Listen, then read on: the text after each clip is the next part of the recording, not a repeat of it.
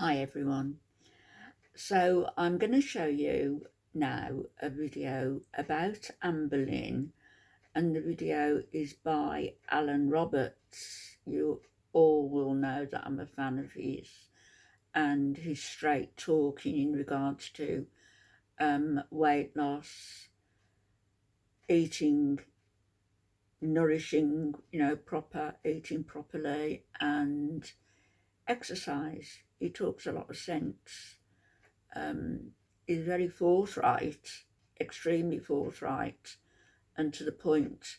But that's what some of our girls need, and men, but girls in the main.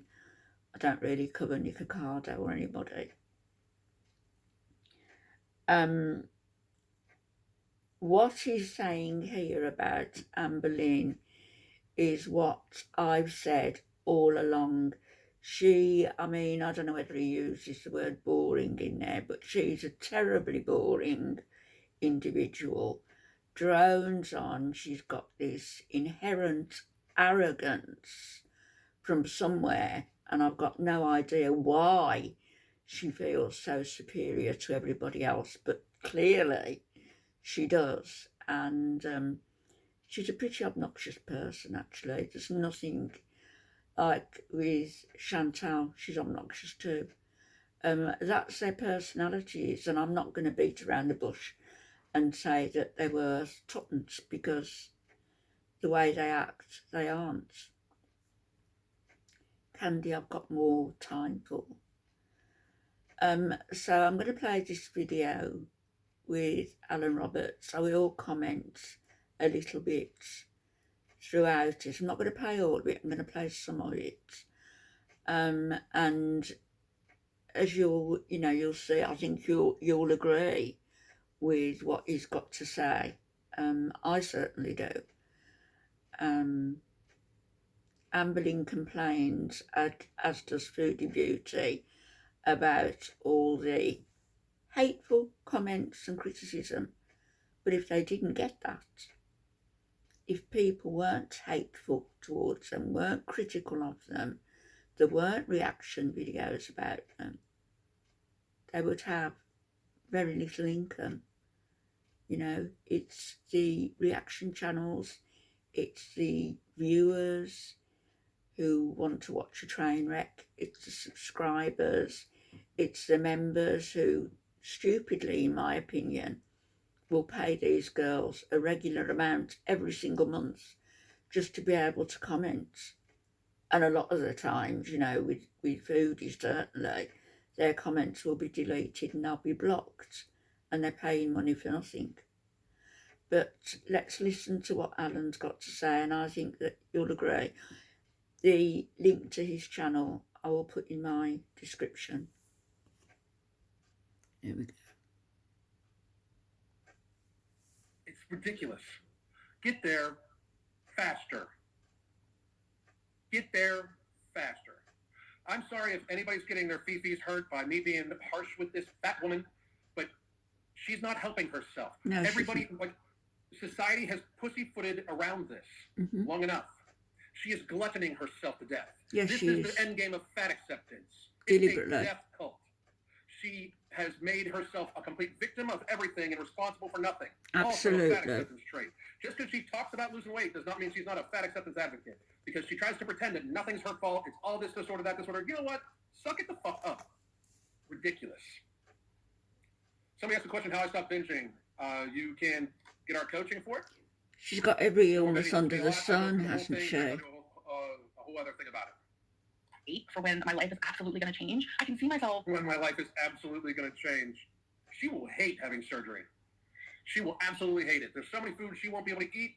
She'll just fucking get herself sick. She will hate having surgery. If she has it. I don't think she'll lose that much weight. I really don't. Being more successful, it doesn't make sense to you guys, I'm sure. I'm sure it's not going to make any sense, which is fine. But just don't come for me. Don't judge me. It just... Don't come for me. Don't judge me. You'd have no viewers. If nobody came for you and nobody judged you, you'd be homeless. Yep. Absolutely. If nobody came for this woman and nobody was judgmental about this woman, her views would be like 10. No more bitches, I love that. But for real, if nobody came to judge you and nobody came for you or came to judge you, you'd be homeless and skinny. It's probably the best thing. For real.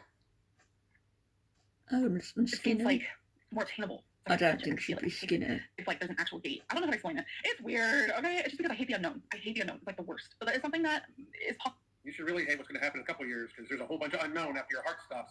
Yeah, she won't be around. Because I know there are people, there's people who have reached out to me who have gotten weight loss surgery. So In a many of few you, so thank years. you for reaching out to me on Instagram and sharing your stories. I love reading them and corresponding with you guys. A lot of you actually had your surgery like scheduled for 3 months out. And I was like, okay, so if people can do that, then I'm pretty sure like 10 to 12 months out is possible as well. It's just, it gives me a goal. Because they have scheduled 3 months, so you're pretty sure that 3 or 4 times the length of that is perfectly possible then. In your massive amount of healthcare experience, I guess. Because the world needs to bend to you. You fucking weirdo. Like, do you realize how arrogant that fucking sounds? Absolutely arrogant. Jesus. Brian Sosinski. I think I got that right. I'm from Pittsburgh, so I should know how to say all the skis. Thank you for everything. You bring I awareness. was 307 pounds and lost over 100 pounds. I have more to go, but I love the process. Keep doing what you're doing. You fucking rock. Great fucking job. Well done. And thank you very much. I appreciate it, but great job. Need help clearing out your clothes? Sell on Vinted and It's like a physical goal. And there's no unknown. There's no like, oh my God, when is this going to happen? So that is something that I want to... It's a physical goal, and you're pretending like it's going to happen. You're pretending like you're not going to binge for a year. What? This is fantasy. Yeah. This is fucking stupid. You're not going to not binge for a year. It's going to take you longer than you're going to be alive to not binge for a year. She can't even wipe her own bottom. That's ridiculous. They told you to not binge for a year because you're not a good fucking candidate for surgery. Get the fuck out. It's not even a realistic statement. I am a best-selling weight loss author, partner in multiple weight loss supplements. My wife is probably the most intelligent weight loss coach there is. And I will say... Let me just say this. Amberlynn Reid at sort of £600 now. When she started her channel, she was about 250. So she's more than doubled her weight. She's doubled her weight plus £100 in however many years she's been on YouTube. 5-6 years. Ridiculous. That in front of anybody because he can actually help real people lose weight. It's not a big fitness industry thing. My wife is a fucking genius. She is my coach. I live with this woman. I have supplements based around this. I have access to only focus on my health and nutrition. I talk about obesity and recovery every fucking day. I've written 2 books. One is an Amazon bestseller in multiple different categories, and it took me years to not be able to binge for a year. Years. As an athlete, as somebody that literally makes money from their physical aesthetic appearance as an athlete. And this woman is not going to binge for a year because why? Fucking, it's a fantasy. No, she's a little genius as well. She's binging tomorrow, likely. Like it's not a realistic thing. With us placating this fantasy shit and us pretending like that this being fat isn't bad for you. That this woman's not going to like. You need inpatient therapy. The problem is not you need surgery or this. It's you. She makes money by being as she is. I want to talk about with my dietitian and then like the surgeon because eventually I will be seeing the surgeon and I'm excited. I love how she thinks she's involved in this. Like, here's what I think we should do. Maybe we should loop this right here. Shut the fuck up. You don't need to talk to them. You need to listen to what they fucking tell you to do and shut the fuck up. Society's been too nice. I wish we could stay nice, but society has been too fucking nice about all this shit. It's systemic lying to each other's faces about realistic life issues that deal with health and interaction. People have been too nice about this. And people aim to be like her to make money. By her own hand. Mm-hmm. Nobody gluttoned her. Nobody held her down and shoved food down her throat. She did this to her. Society should not support this. Every time she goes to the doctor, every time she says we're trying to get it covered by insurance, understand that her life choices are affecting you if you have insurance. Her and anybody else that accesses the healthcare system because of lifestyle-driven chronic illnesses that they put on themselves burdens everybody else. It is a burden for all of society. Period. She's got enough money to sort herself out. Regina, she knows me. I was 490, now 240. Great job. That's awesome. So we'll Still leave working it on at it. I that still want 3 now. miles, then go to the gym. But I agree with what you're saying about Amberlynn. She's arrogant. She's not realistic.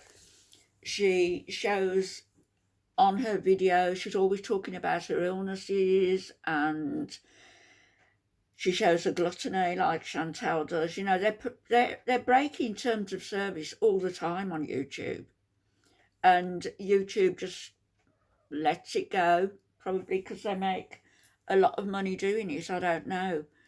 But it's just let go. And they're promoting a lifestyle that for anybody would be particularly harmful. It's been harmful for them. It's going to catch up with them in a very few years, if that's going to catch up with both of them. And then where they're going to be? Where's it going to be? They're going to be in the company of the Grim Reaper. That's where they're going to be.